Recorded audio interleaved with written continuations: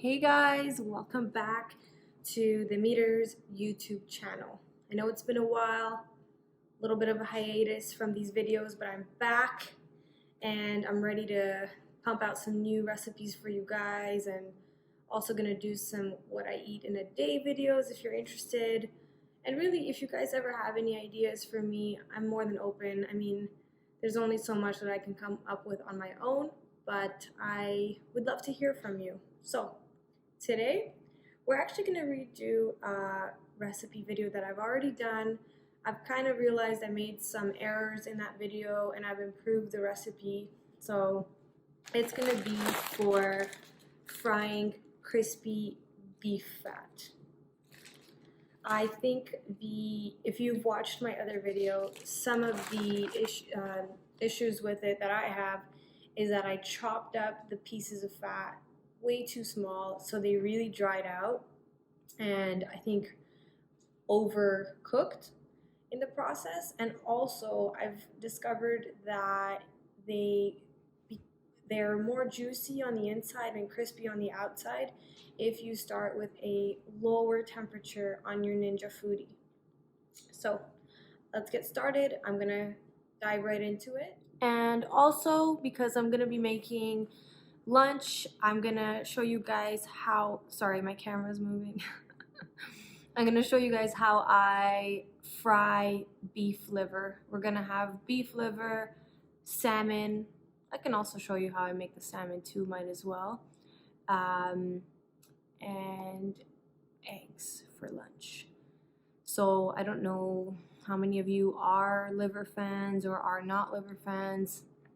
I love liver. Daniel, on the other hand, hates liver, but I find that this cooking or frying technique that I use, he's able to tolerate the liver, and on some occasions he actually says it's good. I don't know if he's just saying that, but it's a huge improvement. This is also the same technique that Michaela Peterson uses, so I'll show you that as we go along.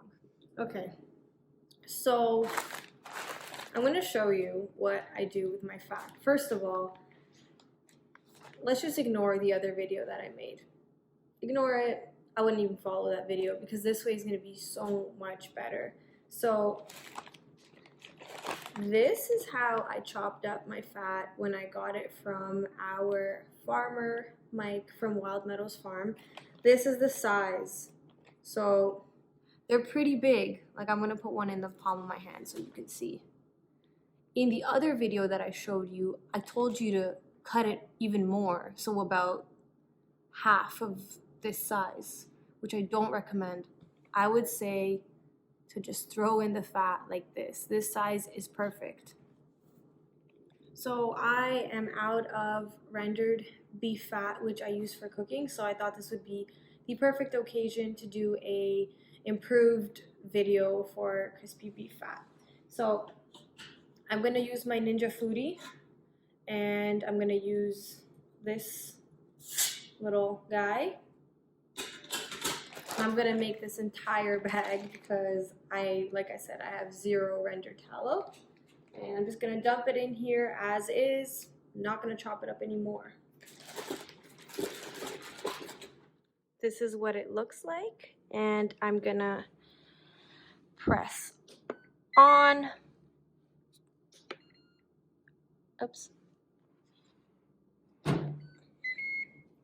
Air crisp, but I'm not going to set the temperature high. I'm actually going to start it off at 350 degrees Fahrenheit for 10 minutes. Now, this will vary depending on how much fat you're making. If you had about half the amount that I put in, you could try doing 360 degrees for half the amount of time, so for 5 minutes. And don't be afraid to, lift the lid and check it midway. It also probably depends on the quality of fat that you're using, the type of fat that you're using. So lift that lid and see how it's doing. I'm going to press play, and then I'll check back in with you guys in 10 minutes. All right, the 10 minutes is up. Let's check it out. Okay, so we've got some soggy beef fat. Nobody likes soggy beef fat, so I'm gonna mix it up a little bit with some tongs, stir it up, and I'm also gonna add a little bit of salt.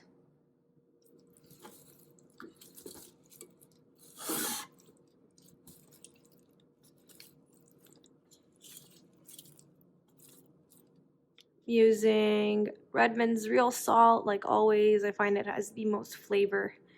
So I'm just gonna generously sprinkle some salt.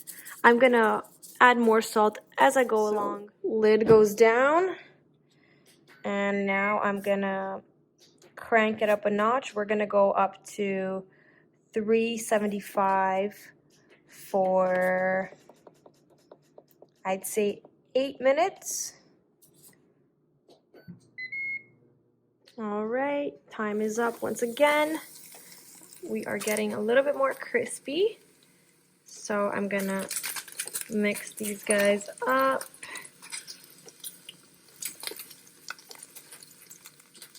Just to make sure that they are cooking evenly. And I'm gonna add some more salt.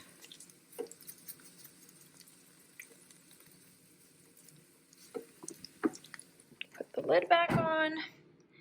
And last time I put it to 375.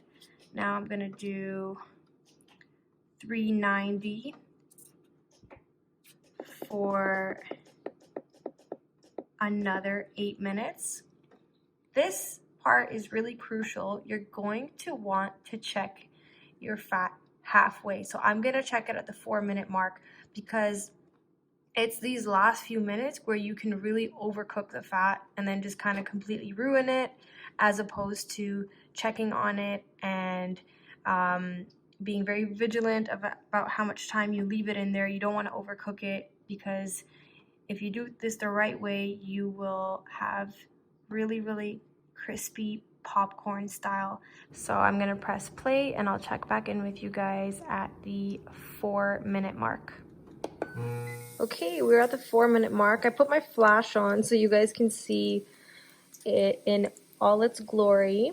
You can see that some of the pieces are not yet cooked. Hold on 1 second. Like these guys here.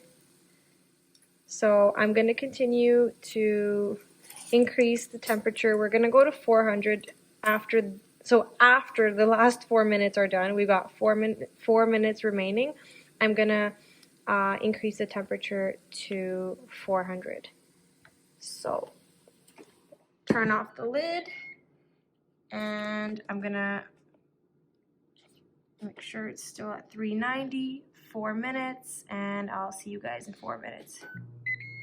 Okay, so the 8 minutes at 390 is up. These bad boys are almost done.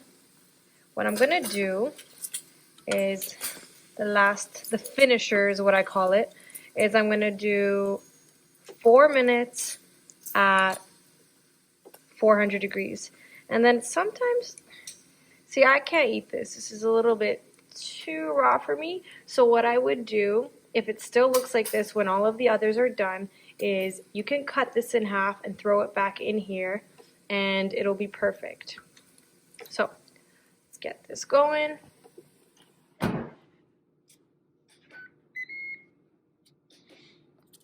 $400 at, I'm gonna do 3 minutes just in case. Better to do less, and then you can always increase after. 3 minutes is up. I can't lie to you guys, halfway through the 3 minutes, I did actually open the lid and I chopped up the few bigger chunks in half so that they would cook better.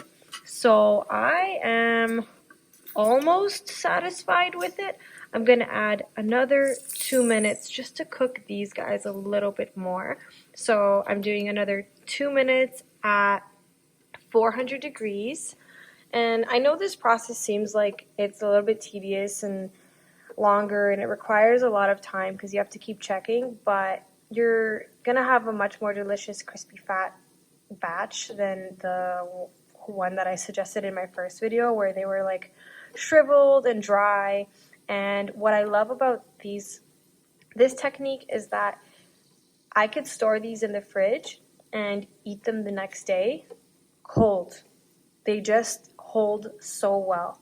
So let's continue. I'm gonna do air crisp 400, and we're gonna do 2 more minutes.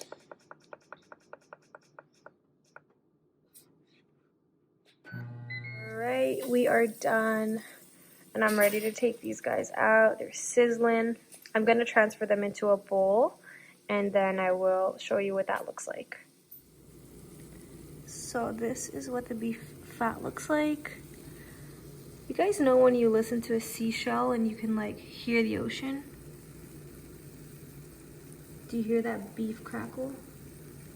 It's kind of similar. So if you go back and watch my other video that I made on how to make crispy beef fat, you'll notice that the pieces are shriveled and dry. These ones, if I bite into it, which I will demonstrate, you'll see it is freaking juicy on the inside. It's kind of hot right now, but I'm gonna go for it. Ooh, ooh, hot. But yeah, it's freaking delicious. And I'm not just gonna sit here and eat this whole bowl.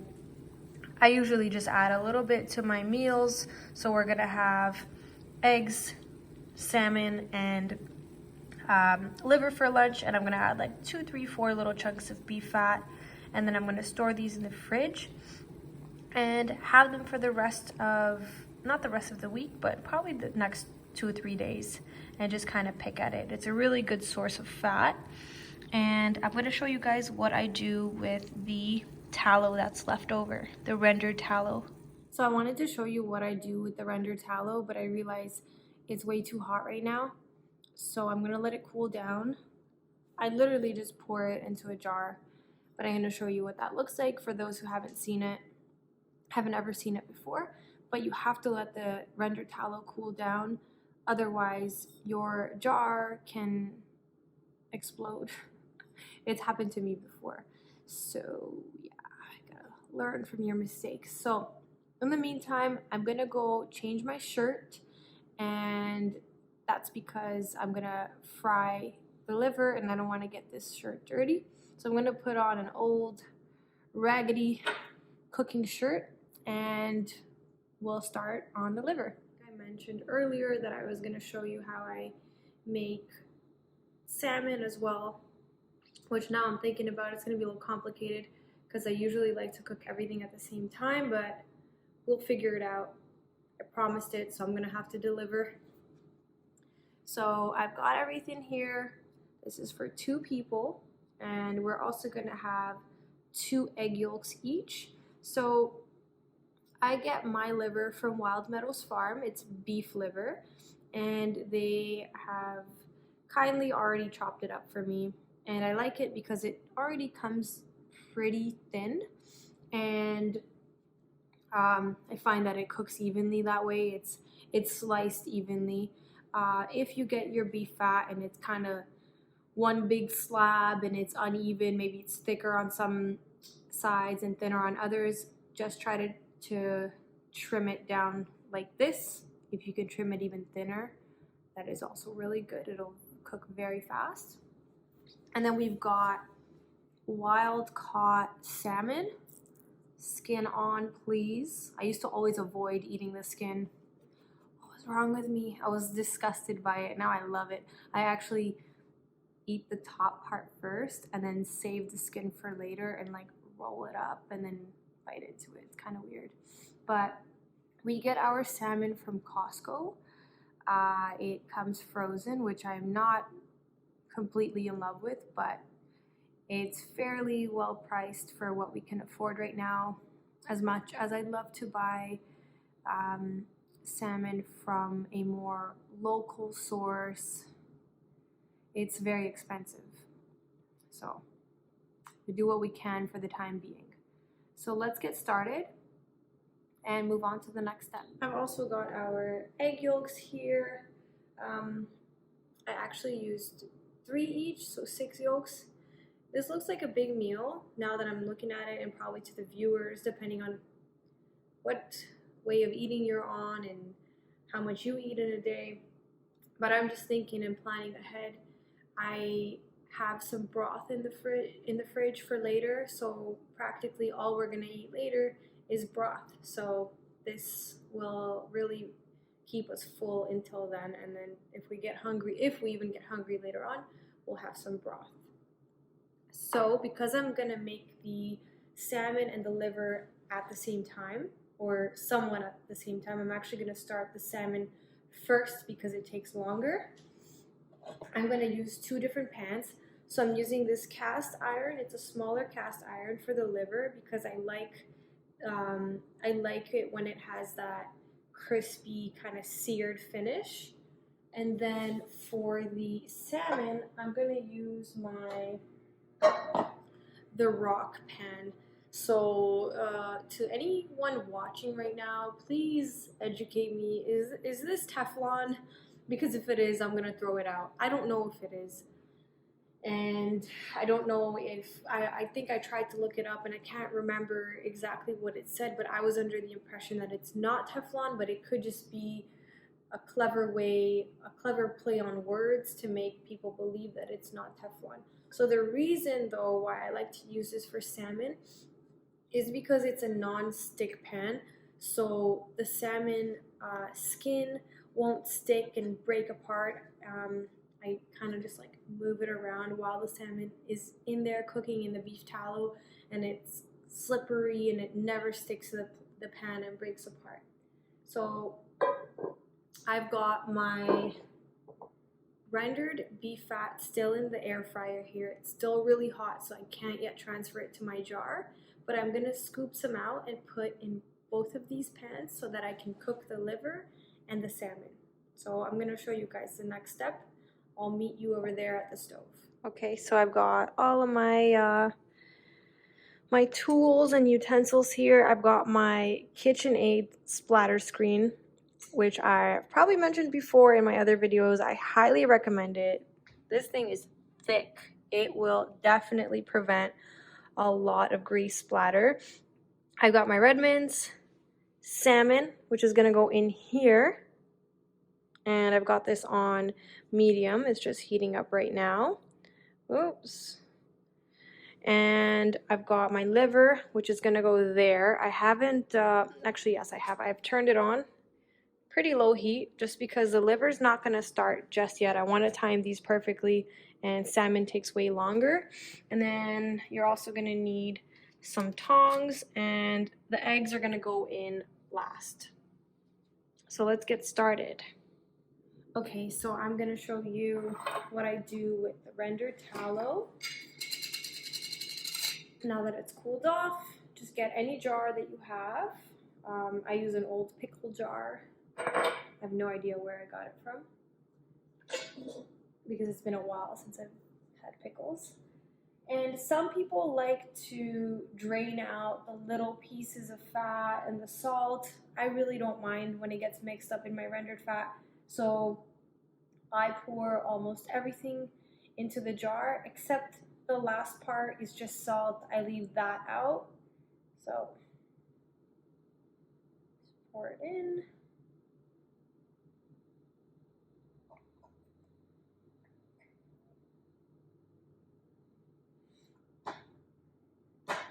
And yeah, the last part is just salt, so I'm going to leave that out.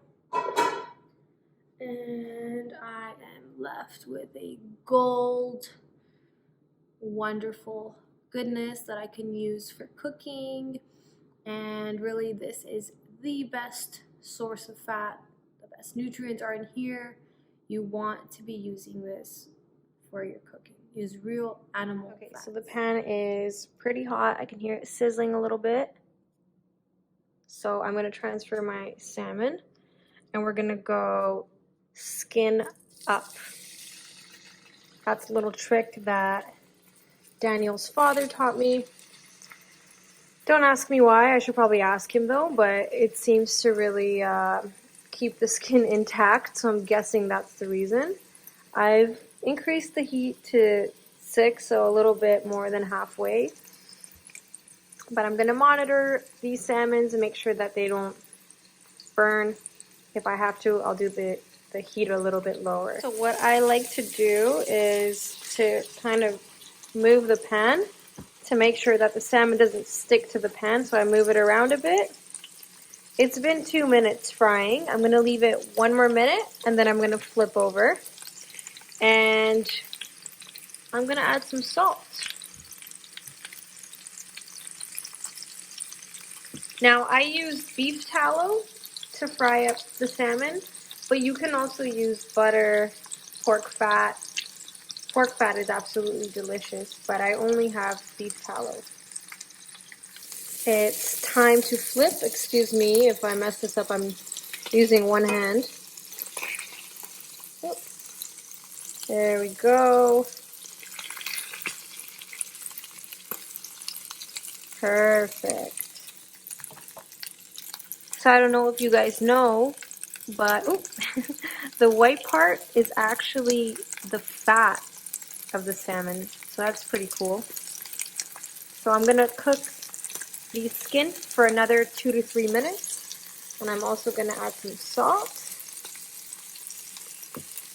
And don't forget to move around the pan a bit to make sure that they don't get stuck.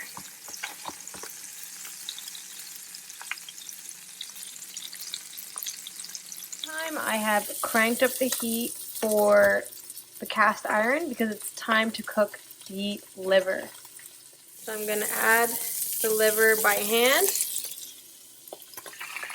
and you should hear a nice sizzle.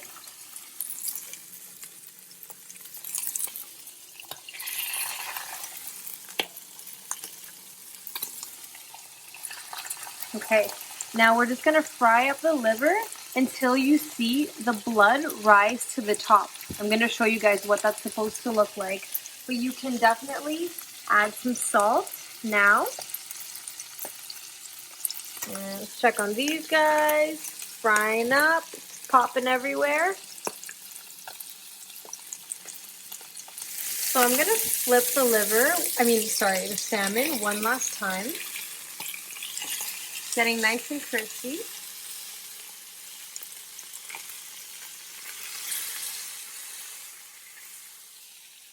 Check on the liver. Almost ready. You can see a little bit of blood rising, but not completely yet.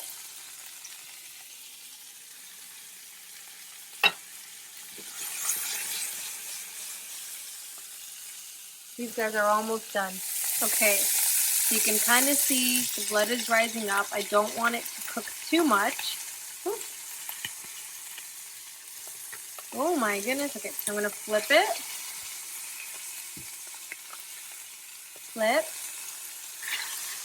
And flip. And I'm going to add some more salt.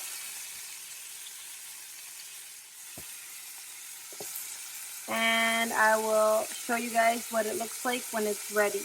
It might need to be flipped one more time. Salmon's ready to go. As you can see, I wanted the crust to be a little bit more crispy, but it's good to go now.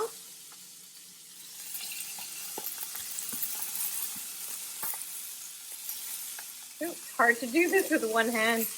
There we go. Perfect. Now I'm going to lower the heat here, and I'm going to make the eggs in here. So you can see that the blood's rising to the top. What I do is I flip it one more time.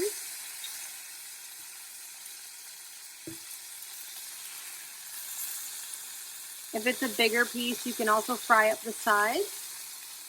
So I'm going to leave this for about almost 1 minute, and then they're good to go.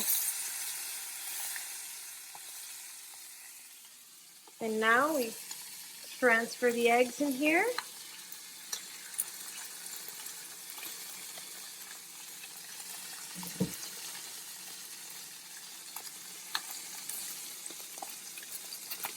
So the liver's done. It looks burnt, but I can reassure you, it's not.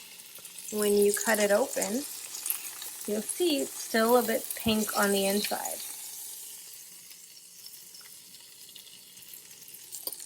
And now that the chaos is done, my kitchen is like a battle zone. I'm gonna have to clean this up, but isn't that the life of a meater? So I'm just gonna salt these eggs a little bit. This is how we've been enjoying our egg yolks. I don't know who here is watching that only eats egg yolks because the whites maybe cause some allergies. We find that the yolks make us feel best, but we still do eat whites sometimes. As you could see, there's like a little bit of whites there. It's not a problem. Whites are good too, but the benefits are in the yolks. So this is how we've been enjoying them recently. And what I usually do is, I'm going to attempt this. Woo! Some of them broke, but I just do a little flip. Let it cook on the other side for a little bit.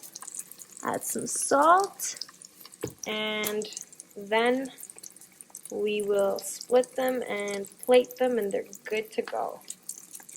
The final result: crispy beef fat, salmon, wild caught, grass-fed beef liver, egg yolks.